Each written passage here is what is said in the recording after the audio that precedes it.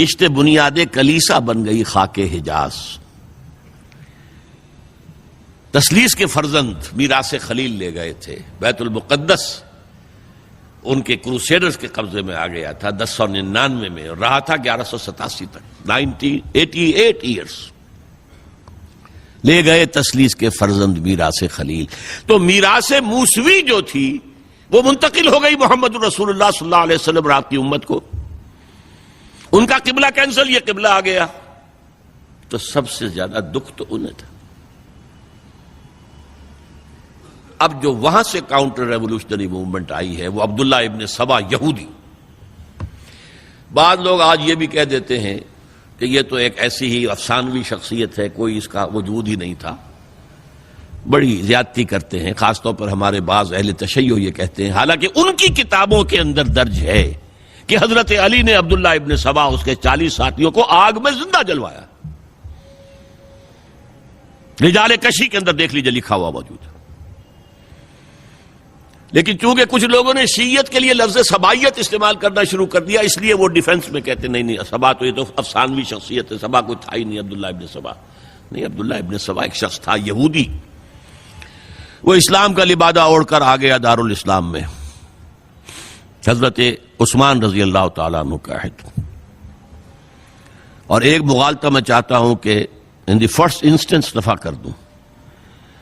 عام طور پر اتنی غلط طریقے سے تاریخ بیان ہوئی ہے کہ حضرت عثمان کے عہد خلافت کو سمجھتے ہیں پورا کا پورا عہد خلافت غالباً فتنوں ہی کے اندر تھا اور اختلافات ہی تھے اور خانہ جنگ. معاذ اللہ، ایسا نہیں تھا. طویل ترین دور جو ہے دور خلافت حضرت عثمان کا ہے، 12 سال. حضرت ابوبکر کے 2.5 سال، حضرت عمر کے 10 سال. دونوں کو جمع کریں گے تو عثمان کا. اور اس میں 10 سال بالکل اسی شان کے ہیں جو حضرت عمر کے خلافت کے شان ہیں، کوئی اختلاف نہیں. اور فتوحات کا دائرہ بڑھتا چلا جا رہا ہے، تھمتا نہ تھا کسی سے سیل رواں ہمارا. اس کے آخری ایام میں یہ شخص آیا اور اس نے ایک تو یہ کیا کہ پرانی جو قبائلی عصبیت تھی اس کو زندہ کیا. خلافت تو بنو ہاشم کا حق ہے، محمد ہاشمی تھے صلی اللہ علیہ وسلم. ہاؤ کم یہ ایک بنو امیہ کا شخص کیسے بیٹھا ہے؟ دیکھیے اس شخص نے کتنا انتظار کیا. حضرت ابوبکر بنو امیہ میں سے نہیں تھے، لہذا یہ فتنہ اس کے خلاف نہیں ہو سکتا تھا، کیونکہ چشمک جو تھی وہ بنو امیہ اور بنو ہاشم کی تھی، بڑی پرانی تھی. یہ بڑے برابر کے یہ دو کلینس جو تھے مد مقابل تھے ایک دوسرے کے. باقی چھوٹے قبیلے تھے، بنو تیم ہیں، بنو عدی ہیں، لیکن مقابلہ تھا بنو امیہ اور بنو ہاشم کا. حضرت ابوبکر بنو تیم میں سے، حضرت عمر بنو عدی میں سے، بنو امیہ میں سے حضرت عثمان. اب اس کو موقع ملا، اب آیا یہ اموی، یہ بن گیا. یہ سب غاصب ہیں، ابوبکر بھی، عمر بھی، عثمان بھی. خلافت پہلے دن سے علی کی ہے اور اس کو ملنی چاہیے. اس سے آگے بڑھ کر، اور علی تو خدا ہے، انکارنیٹ، گاڈ انکارنیٹ. یہ اس کا عقیدہ جو اس نے پھیلایا.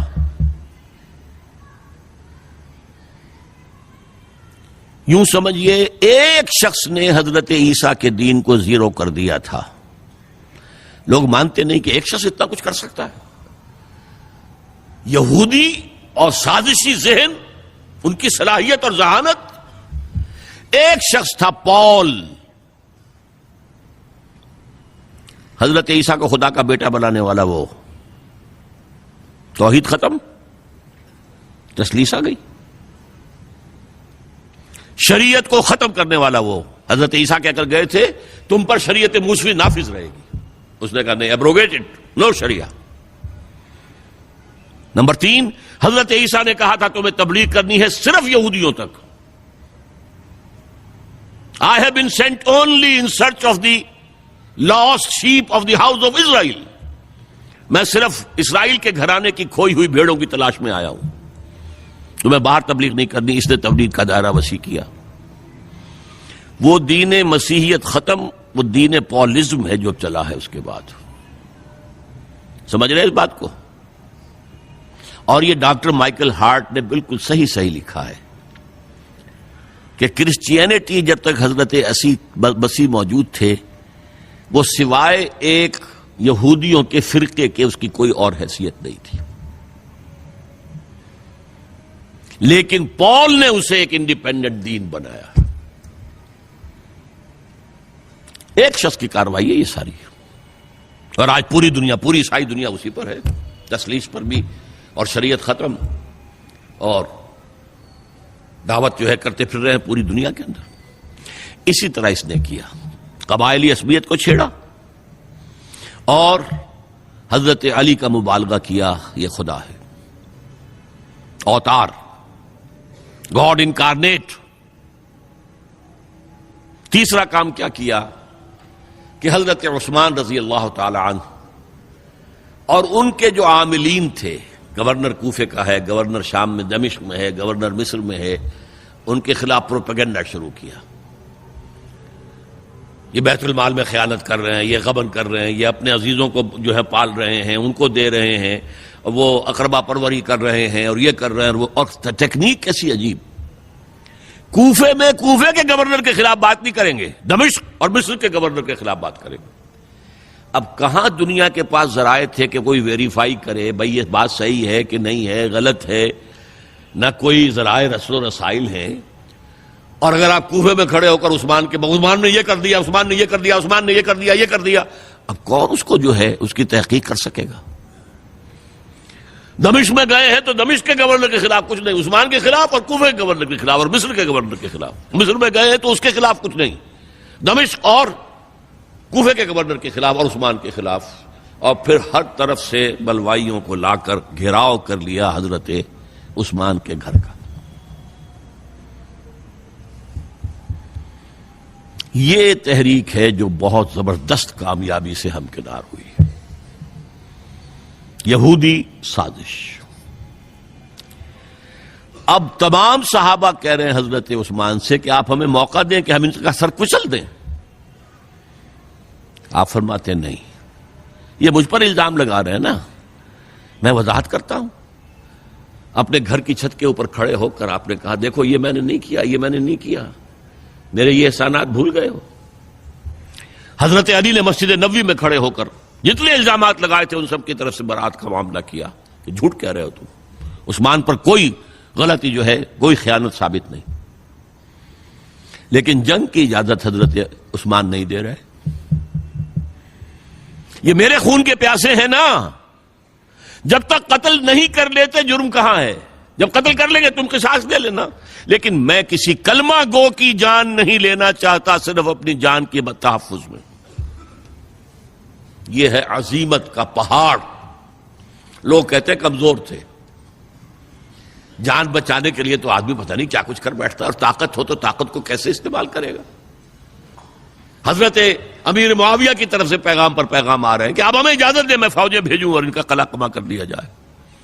حضرت عمرو بن العاص کا پیغام آ رہا ہے مصر سے، آپ ہمیں اجازت دیں۔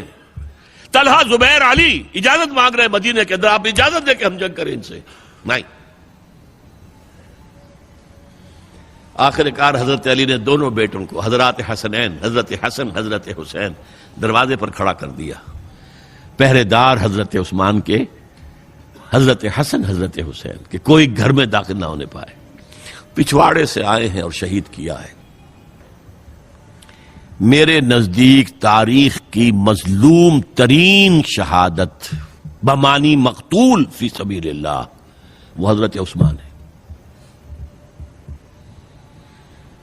بلکہ میں جرات کر رہا ہوں ذرا، آپ کو معلوم ہے علامہ اقبال سے مجھے کتنا تعلق قلبی ہے۔ میں نے ان کے ایک شعر میں ترمیم کی ہے، میں سمجھتا ہوں انہوں نے صحیح نہیں کہا۔ غریب و سادہ اور رنگی ہے داستان حرم،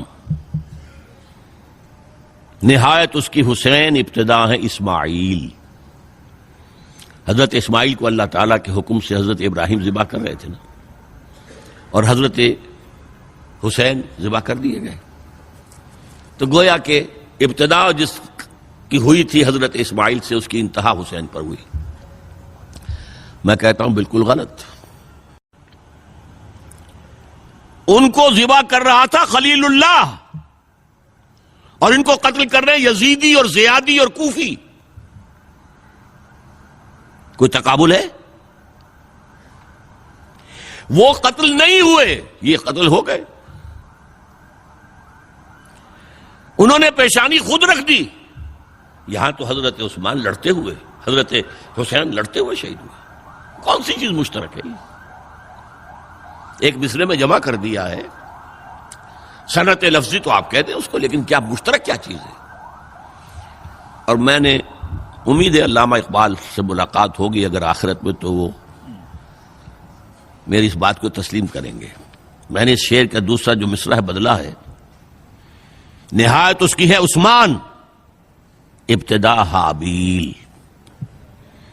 حابیل جنہوں نے کہا تھا بھائی جان آپ مجھے قتل کرنے کے لیے ہاتھ اٹھائیں گے تو میں اپنا ہاتھ نہیں اٹھاؤں گا آپ کو قتل کرنے کے لیے. عثمان نے کہا کہ میں نہیں کسی کو قتل کروں گا، کسی کلمہ گو کو. جو مجھے قتل کر دیں گے پھر ان سے قصاص لے لیں. عثمان کے پاس لاکھوں کی فوجیں، اسٹینڈنگ آرمیز، پھر بھی انہوں نے اپنی جان دے دی. حضرت حسین بہرحال جتنے بھی افراد تھے بہادری سے، شجاعت سے لڑتے ہوئے شہید ہوئے، اس میں کوئی شک نہیں، لیکن لڑتے ہوئے شہید ہوئے نا. حابیل کی طرح یہ تو نہیں کہا کہ تم مجھے کرتے ہو تو کر دو، میں تو تمہیں قتل نہیں کروں گا، نہیں.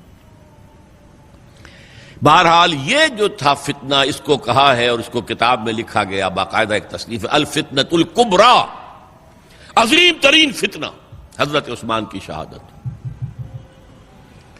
اس وقت عبداللہ ابن سلام رضی اللہ تعالی عنہ ایک یہودی عالم دین تھے جو اسلام لے آئے تھے. انہوں نے کہا تھا لوگو ڈرو، عثمان کے خون کا نہ بہانا. میں جانتا ہوں تاریخ بنی اسرائیل کی، اگر کبھی کوئی نبی جو ہے اگر شہید کیا گیا تو 70,000 آدمی اس کے بعد مارے گئے اللہ تعالی کی طرف سے، اور نبی کا اگر کوئی خلیفہ قتل کیا گیا تو 35,000 آدمی مارا گیا ہے. تو اگر تم نے عثمان کو قتل کر دیا تو یہ خون کے دریا جو ہیں پھر آ جائیں گے امت کے اندر. باز آ جاؤ، خدا کے لیے باز آ جاؤ. لیکن نہیں. بہرحال حضرت علی رضی اللہ تعالی عنہ نے بلایا عبداللہ ابن سبا کو اپنے ہاں.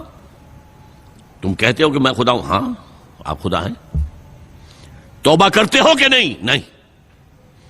میں تمہیں زندہ جلا دوں گا. جلا دو، تم خدا ہو، ہماری آزمائش کر رہے ہو. حضرت علی نے عبداللہ ابن سبا کو 40 ساتھیوں سمیت زندہ جلوایا. اور یہ سارا کچھ معاملہ جو ہے یہ میں نے آپ کو بتایا اہل تشیع کی کتابوں میں موجود ہے. بہرحال یہ فتنۃ الکبریٰ ہے جس کا نتیجہ کیا نکلا ہے آپ اچھی طرح سمجھیے. وہ شہادت علی الناس کا جو سیلاب جا رہا تھا